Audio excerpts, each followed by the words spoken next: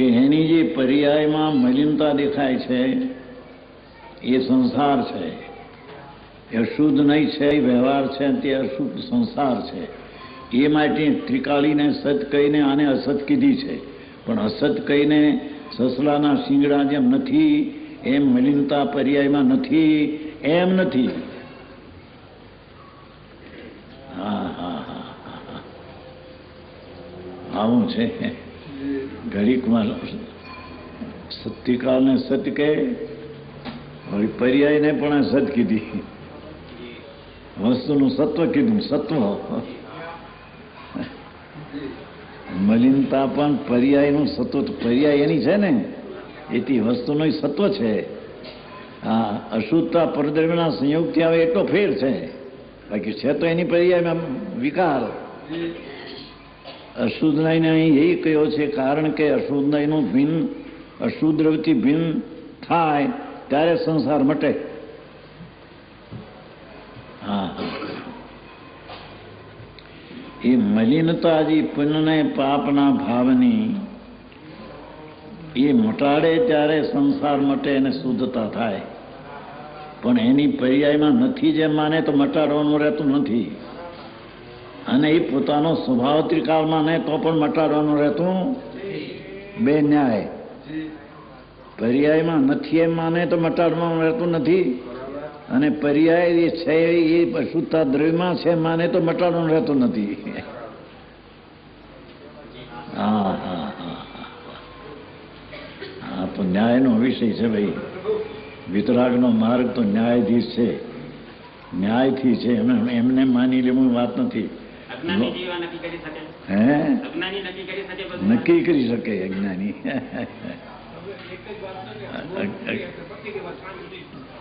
બરાબર માની શકે, ઓળખી શકે, જાણે તો ને.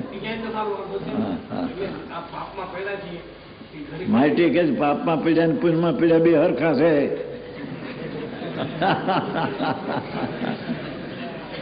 અહીં એ કેવું છે ભાઈ, પાપમાં પીડ્યા તો આખો દી રોલું બાયડીને છોકરા ધૂળ ને ધમા. 2-5-25 કરોડ રૂપિયા થાય ત્યાં તો એમ થઈ જાય જાણે આપણે મોટા બાદશાહ થઈ ગયા.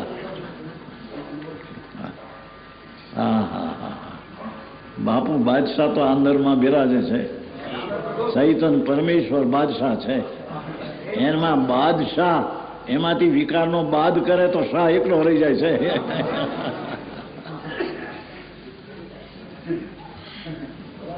ઝીણી વાત છે ભાઈ, પણ એ વિકાર એનામાં છે. વિકાર નથી એમ માને તો જૂઠું છે, અને વિકાર ત્રિકાળ દ્રવ્યમાં માને તો જૂઠું છે. ત્રિકાળ દ્રવ્ય છે શુદ્ધ છે, વર્તમાન પર્યાય તે મલિન ને અશુદ્ધ છે. બે જીવનું સત્વ જીવના સત્વમાં જીવની સત્તામાં થાય છે. એ પરની સત્તામાં મલિનતા છે એમ નથી એમ કે છે. કર્મને લઈને મલિનતા છે એમ નથી. હા હા હા,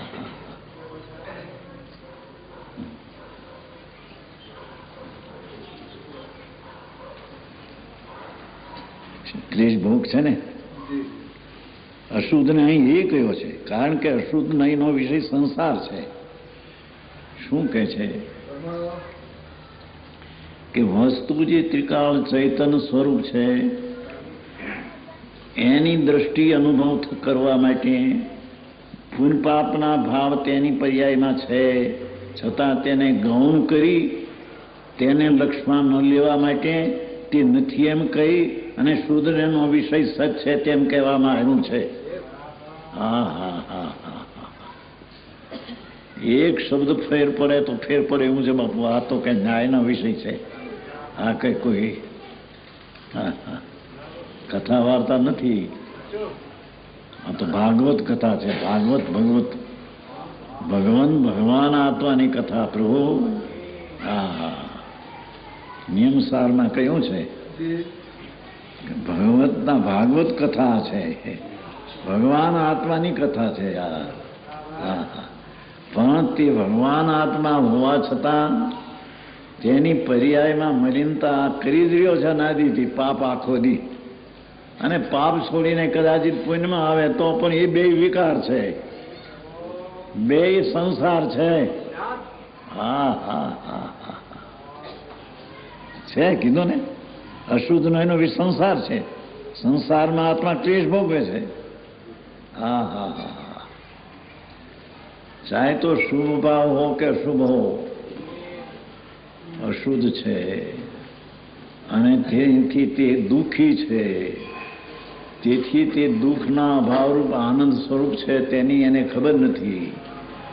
આનંદનો નાદ પ્રભુ છે, સચ્ચિદાનંદ પ્રભુ પરમેશ્વરની જાત જ પોતે તેની જાતનો છે. એ પરમેશ્વરની જાતનો પોતે છે, એની નાતનો છે. પણ એને ઓળખ્યા વિના, અનુભવ વિના એને દુઃખ જ માં થઈ રહ્યું છે એકલું. પુણ્ય ને પાપના પરિણામ બે દુઃખરૂપ છે. આખો દી પાપ રળવું ના ને ભોગ ને વિષય પર રળવા કમાવાનું, એમાં 5-25 લાખ રૂપિયા મળતા હોય દરરોજ મહિનાના, ન થઈ ઘૂંચી જાય ઘાંચીમાં. જેમ તલ પીલાય, તલ એમાં પીલાઈ જાય પાપમાં. એ છોડીને પુણ્યમાં આવે તો કે છે પુણ્ય પોતાનું માને તો ત્યાં પીલાઈ જાય છે એની પર્યાયમાં, છતાં ત્રિકાળીમાં નથી. હા હા હા, આવી વાત છે. વસ્તુ તો આવું છે બાપુ. હા હા, બહુ આઘું નથી લઈ જતા આમાં છે. હવે એટલો અર્થ કરીએ છીએ, બહુ સૂક્ષ્મતા આગી નથી લઈ જતા. હવે જ્યારે પોતે પરદ્રવ્યથી ભિન્ન થાય, ભગવાન આત્મા ચૈતન્ય મૂર્તિ છે, એ પરદ્રવ્યથી ભિન્ન થાય એટલે મલિનતાથી ભિન્ન થાય ત્યારે સંસાર મટે, ત્યારે ક્લેશ મટે. એ રીતે દુઃખ મટાડવાને શુદ્ધનો ઉપદેશ પ્રધાન મુખ કયો. એ દુઃખ મટાડવાને આત્માને શુદ્ધ છે, ત્રિકાળી છે, એમાં વિકાર નથી એમ કહેવામાં આવ્યું છે. એ શુદ્ધની દ્રષ્ટિને શુદ્ધનો અનુભવ કરવા માટે અશુદ્ધને સત્યાત કહેવાથી એમ ન સમજવું કે આકાશના ફૂલની જેમથી વસ્તુ સર્વથા નથી. આ શું કહે છે? પર્યાયમાં અશુદ્ધતા નથી, મલિનતા નથી એમ માનતા તો આકાશના ફૂલની જેમ વસ્તુ થઈ જાય. એમ છે નહીં. પર્યાયમાં અશુદ્ધતા છે, મલિનતા ભોગવે છે, ક્યાં આનંદ ક્યાં છે? નહીં, અતિન્દ્રિય આનંદનો સ્વાદ ક્યાં છે? આ તો દુઃખ છે એકલું, વિષયનું, ભોગનું, રાગનું. અરે ચાહે તો દયા દાન વ્રત પરિણામ હોય પણ રાગ છે ને રાગ છે તે દુઃખ છે. પણ છે દુઃખ, દુઃખી છે, પણ એ દુઃખી છે એની દશામાં છે, તેના ત્રિકાળ સ્વભાવમાં દુઃખ છે નહીં. એથી બે વાત છે એમ જાણવી જોઈએ. હા હા હા, એને દુઃખ મટાડવા માટે છે શુદ્ધનો ઉપદેશ પ્રધાન છે. અશુદ્ધને સત્યાત કહેવાથી એમ ન સમજવું કે આકાશના ફૂલની જેમ વસ્તુ સર્વથા નથી. સર્વથા એકાંત સમજવાથી મિથ્યાત આવે છે. શું કીધું? એ વસ્તુ છે ત્રિકાળી સમ્યક દર્શનનો વિષય, ધર્મની પહેલી સીઢીનો વિષય વસ્તુ ધર્મ ત્રિકાળી શુદ્ધ. એને અહીંયા સત્ય કહ્યો, પણ એને એટલને જ માને ને પર્યાયમાં મલિનતા છે ન માને તો મલિનતાને છોડીને નિર્મળતા જવું એ તો થતું નથી. તો મલિનતાનો નાશ માને તો પણ સર્વથા એકાંત છે ને મિથ્યા જ છે. પર્યાયમાં મલિનતા છે ન માને તો પણ મિથ્યા જ છે, અને મલિનતાથી આત્મામાં ધર્મ થાય એમ માને તો મિથ્યા જ છે. હા હા, આવું આત્મનું કામ છે. ઘરમાં હાલેની દુકાને હાલીને આ વાત સાંભળવા જાય ત્યાં મળે બહારની વાતો. વ્રત કરો ને અપા કરો ને ભૂત પૂજા કરો, મંદિર બનાવો, ભક્તિ કરો. આ ચીજ કે સાંભળવા મળે એની કરે કેથી બચારો. હા હા, અનંતકાળથી આથર્યો પ્રભુ. એક સેકન્ડ પણ એને આત્માના આનંદના સ્વાદની ખબર નથી. એથી સાધવાદનું શરણ લઈ શુદ્ધનું આલમન કરવું જોઈએ. અશુદ્ધતા છે એની દશામાં મલિનતા છે એનું લક્ષ્ય રાખી અને એને છોડીને ત્રિકાળનો વિષય લેવો. આત્માની ત્રિકાળી પવિત્રતાને પ્રગટવું, પણ અશુદ્ધતા છે એનું લક્ષ્ય કરીને એને છોડીને શુદ્ધતાને પકડવું. અશુદ્ધતા નથી તો એને છોડવું રહેતું નથી.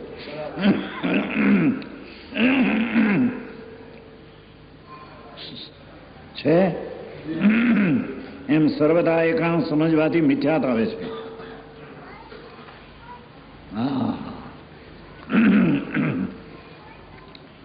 માટે સાધવાદનું શરણ લઈ શુદ્ધ અને એનું આલમલ્ય કરવું જોઈએ. અશુદ્ધતા છે, મલિનતા છે, લક્ષ્યમાં રાખી અને તેને છોડીને સ્વરૂપમાં જવું એમ શરણ લેવું. અશુદ્ધતા નથી એમ માને તો અશુદ્ધતા છૂટે નહીં, તેમ અશુદ્ધતા સ્વરૂપમાં છે માને તો અશુદ્ધતા છૂટે નહીં. હજી સ્વરૂપમાં અશુદ્ધતા નથી, પર્યાયમાં છે એનું લક્ષ્ય રાખી અને શુદ્ધનું શરણ લેવું. સમજાય છે કાંઈ? ભાષા તો આદિ જ પ્રભુ, પણ ભાવ તો જે હોય એ શું થાય? ગમે એટલા ભાવને હળવા કરી નાખે, હળવા સી રીતે થાય? એની સ્થિતિની મર્યાદા હોય તે પ્રમાણે રહેવાય ને. ને હા હા હા. धर्म करने के लिए क्या करना चाहिए? धर्म करने के लिए क्या करना चाहिए? આ ધર્મ કરવાનો આત્મા શુદ્ધ છે તેના ઉપર દ્રષ્ટિ કરવી જોઈએ, પણ અશુદ્ધતા છે લક્ષ્યમાં રાખવું જોઈએ. પર્યાયમાં અશુદ્ધતા છે. સમજાય છે કાંઈ? પર્યાયમાં અશુદ્ધતા ન હોય તો શુદ્ધતા છોડવું અને શુદ્ધતા પ્રગટ કરવી એ રહેતું નથી. તેથી પર્યાયમાં અવસ્થામાં હાલતમાં જેમ સ્ફટિકમાં લાલ પીળા ફૂલના લઈને ઝાંખી લાલ પીળ દેખાય છે એની યોગ્યતાથી એમાં છે, સ્ફટિકમાં છે. એમ પ્રભુ ચૈતન્ય સ્ફટિકમાં શુદ્ધ હોવા છતાં કર્મના નિમિત્તના સંગમાં જોડાથી પુણ્યને પાપનો મલિન ભાવ તેનામાં દેખાય છે. એ અશુદ્ધતા છે.